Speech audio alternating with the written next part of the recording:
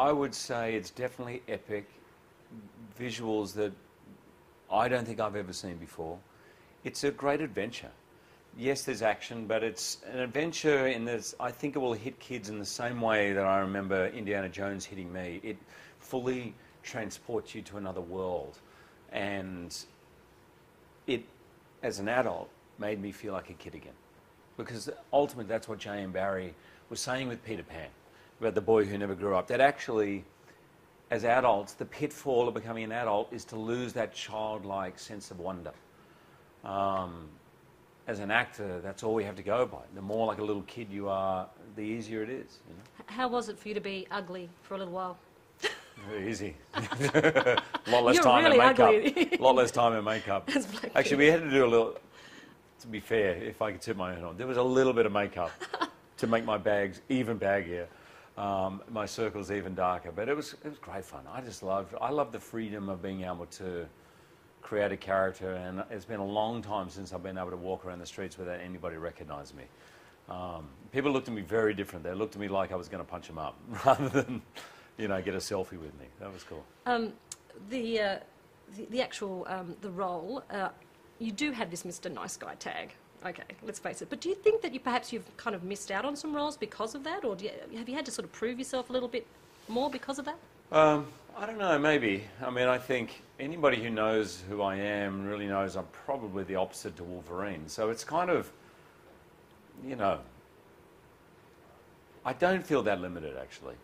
I'm probably not getting as many bad guy roles, because maybe for an audience that's tougher to believe. Maybe in something like this, which is more a family movie, but I don't worry myself too much about it. There was a period in my career, I'll admit, around 9 years ago, where I was seeing it narrow, and I was only getting those Wolverine type roles or those kind of action movies. And I was like, well, hang on a sec, this is a bit of a worry. But right now, I don't feel that at all.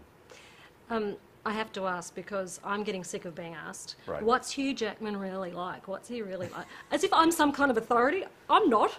Right. But you must be. I mean, yeah. Can we kind of set the record straight once and for all for everyone out there that's ever asked? I think I'm a pretty boring person, actually. Like,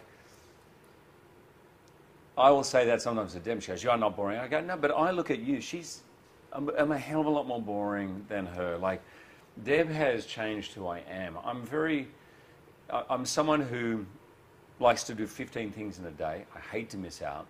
I've always, on a Saturday night, I'm not going to a party, I'm going to 3 parties because they all sound great.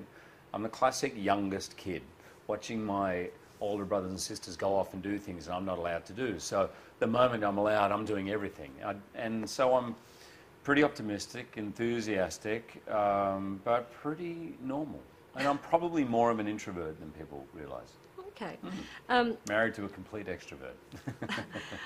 With Pan, I'm thinking we need to sort of give a little warning to the younger kiddies, because there are some pretty scary moments. What would you advise parents? It's always a tricky one. You know, I was brought up, my dad, you know, there was 12, 15, 18, and you were not allowed to see a 12 until you turned the age 12. I was the only kid who didn't see Star Wars because it was a 12 film, or NRC, I think it was called at the time.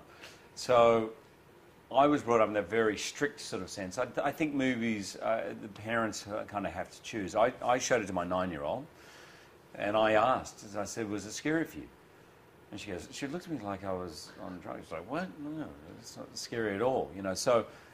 And some parents find, like at the beginning, the orphans that are down in the orphanage get snatched up at night and taken by the pirates. Yeah, that's the stuff of nightmares, by the way. Right. Every mother tells me, "Oh my God, my kids are going to be nightmares." And every kid I've shown is like, "Oh, that sounds awesome. It's awesome." So Okay. I think people see it from their own perspective. Joe Wright has a real lightness of touch. I don't think it's not overly heavy dark. It's got some interesting sort of colour to it. But I think he does everything with that sense of, rather than just terrifying, things are equally sort of fun and ridiculous as well as frightening.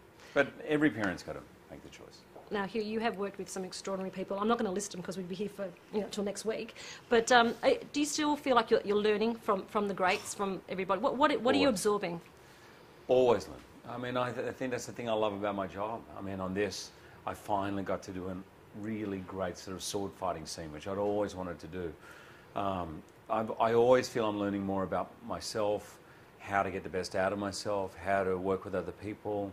At the same time, I realise I have now amassed quite a lot of experience. I'm working with someone like Levi, who's on his first film, and so I sometimes would pull him aside and just give him little sort of tips. He was the most sort of open and joyous and amazing, but very naive kid. You know, it's his first film. So, what's a tip from Hugh Jackman? Well, the first thing I would talk to him about is what he eats, because when you're a kid and you go on a film set, there's a thing called a craft service table, which I didn't know existed, but basically it's the lolly shop that is always open, and it's literally lollies, sweets, biscuits, cookies, soft drinks, and it sits over in the corner in case everyone wants a snack.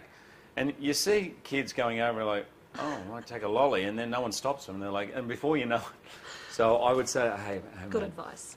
Just here's what's going to happen, because you go on set for a long time and he has to do school.